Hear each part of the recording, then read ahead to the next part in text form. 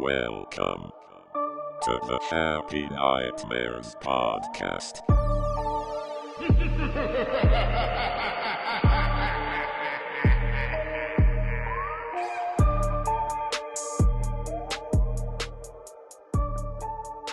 Hello again, freaky dreamers. My name is Patrick, and welcome to another episode of the Happy Nightmares podcast, where we talk about everything eerie, strange, and unexplained.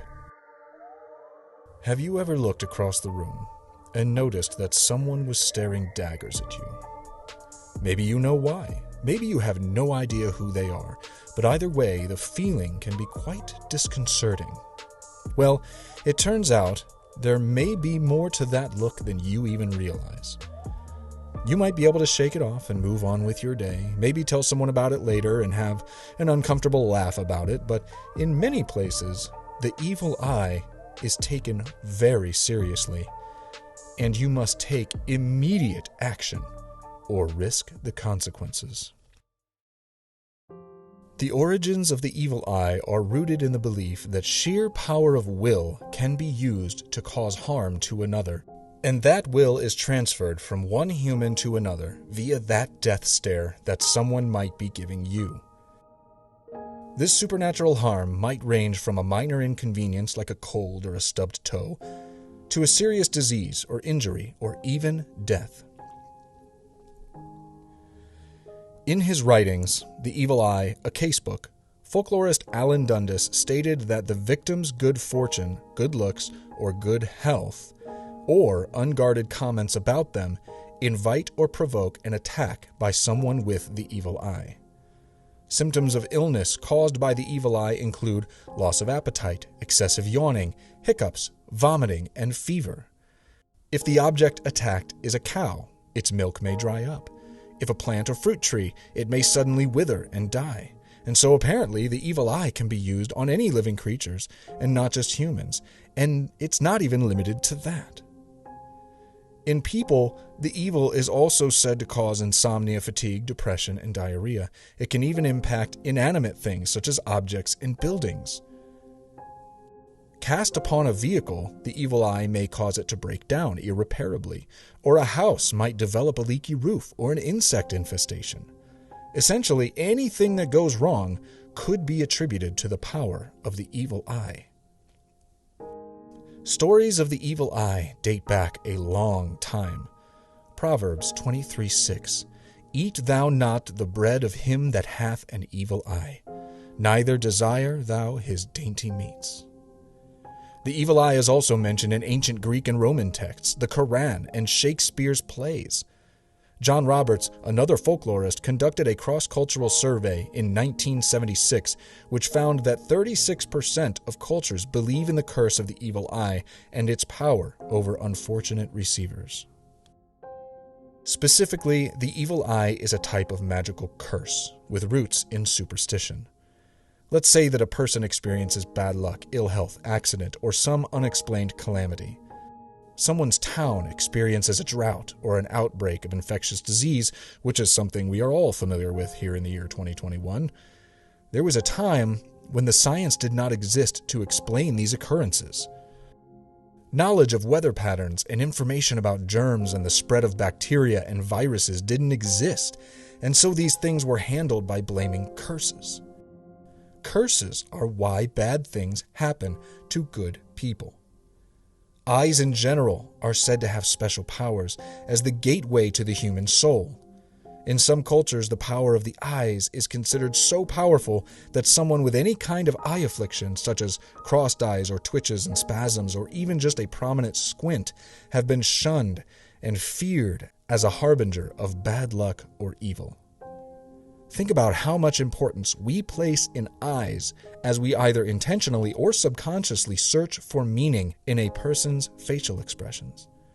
Shifting eyes are said to betray liars, while a steady gaze may be endearing or menacing, depending on the situation. Eye contact of any form can create a very intimate and personal connection, but furrow one's brow, and this eye contact becomes a glare or intense stare meant to intimidate or communicate ill will. Actors use their eyes more than any other facial feature to convey love, hate, disgust, boredom, scorn, surprise, and every other emotion you can think of. But one emotion in particular finds itself in the crosshairs of the story of the evil eye, as it is the most common emotion that would drive one to wish malice upon another. How often have you found yourself watching someone get an A on a test when you know they didn't study, while you crammed like crazy to achieve your B-? Maybe someone else got that promotion you were counting on, or you watched your crush walking down the hall hand in hand with someone else and quietly imagined said other person tripping over their own feet and humiliating themselves in front of everyone around. Perhaps someone walks into a bar gloating about winning a ton of money, while you struggle to make ends meet, and in the back of your mind you think how sweet it would be if someone slashed their tires while they celebrated. Envy is a powerful emotion and a natural human response when someone has what you want. One of the most challenging things we experience as human beings of any age or any status in life is attempting to find the balance between pushing ourselves to achieve more while at the same time finding contentment in what we already have, whether we're talking about material possessions, success in school or sports, or in the professional world. Envy is powerful, and we use our eyes to let those around us know, without a single word, that they will get what is coming to them in the worst way. In many countries, including Greece, Romania, and India, it is considered ill-advised to praise a child in public, because such an act can draw the attention of the evil eye, and babies and children are believed to be especially susceptible to harm from such a curse. In some cultures where this belief is the strongest, parents of a praised child might actually ask the person who gave the compliment to immediately spit in the child's face, because this will take the kid down a peg, and any harm by the evil eye is then unnecessary. Any of you listening, if you have kids, can you imagine someone telling your child how well behaved they are? Well, that alone might be a stretch. But after that, then telling that person, "Thank you so much for saying that. Would you please spit in Jenny's face so that no one curses her with an evil stare? Thanks." I kind of want to try it just to see what the other person's reaction would be, but at the same time, if they actually do it, I really don't want a stranger spitting in my kid's face, so I'm going to have to think about that one. So who has the evil eye? Maybe you do. Many believe that ill intention is not necessary, and that some people can cast an evil eye without even knowing it. If one person is thought to have the evil eye, then other members of his or her family are often suspected of having it as well. Given the history behind this superstition, it's easy to write the evil eye off as an old legend that has no current impact, but Alan Dundas, who we spoke of earlier, cautions against this way of thinking. He says we should keep in mind that the evil eye is not some old-fashioned superstitious belief of interest solely to antiquarians. The evil eye continues to be a powerful factor affecting the behavior of countless millions of people throughout the world. So there is real fear of this curse still strong in our world today. As a result, people who believe in this curse and others are constantly looking for ways to ward off evil and keep themselves and those they love protected from evildoers. With this particular curse, the best defense is to avoid it altogether, and how this is done varies from culture to culture. For example, in Latin America, the evil eye is known as mal de ojo. There is a strong belief, especially in rural areas.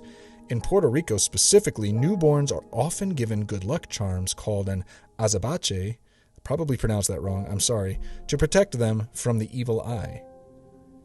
Amulets are sometimes worn to deter the evil eye using the color blue to symbolize heaven or godliness and the symbol of an eye. Charms, potions, spells, and garlic can be used to deter the evil eye as well, with some even believing that just saying the word garlic offers some level of protection. What if you believe that your preventative efforts have been thwarted and the curse of the evil eye has descended upon you? Many will seek out the assistance of shamans, witch doctors, psychics, or other spiritual healers to have the curse removed. A Mexican tradition for curing mal de ojo involves the use of a raw egg, which is the symbol of purity and birth, and is believed to absorb evil energies as it passes over the forehead and prone body of the affected. The egg is then broken over a bowl of water, and the resulting forms closely examined for any unusual shapes. If an oval or eye shape is seen in the yolk, or whites, then this indicates that the evil eye's power has been successfully removed from the afflicted. Some also claim that the gender of the person who cast the evil eye can be determined from the shapes. So, where do you stand? Harmless superstition? Or is the curse of the evil eye a force to be reckoned with even today? Keep it in the back of your mind the next time you realize you might be casting an unsavory look in someone's direction. They might believe that you are casting harm upon them for one reason or another. And when humans go into defense mode, the results can be deadly. Like the accursed witches and sorcerers of the past, many have been attacked, beaten, or even killed for simply casting an evil eye in the wrong direction. I hope you enjoyed today's episode of the Happy Nightmares podcast. Check out our sister YouTube channel, Happy Nightmares, for horror fiction narrated by yours truly, true accounts of encounters with the paranormal, dark instrumental music, and more. Link in the description of this episode, or just visit youtube.com/havehappynightmares. If you haven't already, check out the video version of this podcast. Just search Happy Nightmares Podcast on YouTube to enjoy photos and video clips associated with the topics we are discussing, and subscribe so you don't miss the next drop. Also, if you feel so inclined, please like the video and leave a comment and let us know what you thought of the discussion. If your podcast platform allows you to rate the podcast or leave a review, please take a couple extra minutes to do so. It will help this podcast show up for more people in their suggested shows and genre searches. For information on upcoming topics for both this podcast and the Happy Nightmares YouTube channel, follow us on social media. We are at Have Happy Nightmares on Facebook, TikTok, and Instagram. We are at YT Happy Nightmare with no E on the end on Twitter. Do you have a topic idea or a story idea, or just want to give me a piece of your mind? Shoot us an email at havehappynightmares@gmail.com. Again, thank you everyone so much for being here and for listening to this episode of the Happy Nightmares podcast. I hope you enjoyed today's discussion and can't wait to talk at you again in the next episode. Until then, and as always, happy nightmares.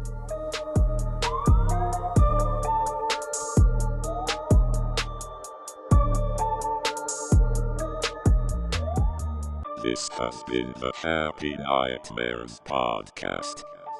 Visit our YouTube channel, Happy Nightmares, for more of the creepy content you crave.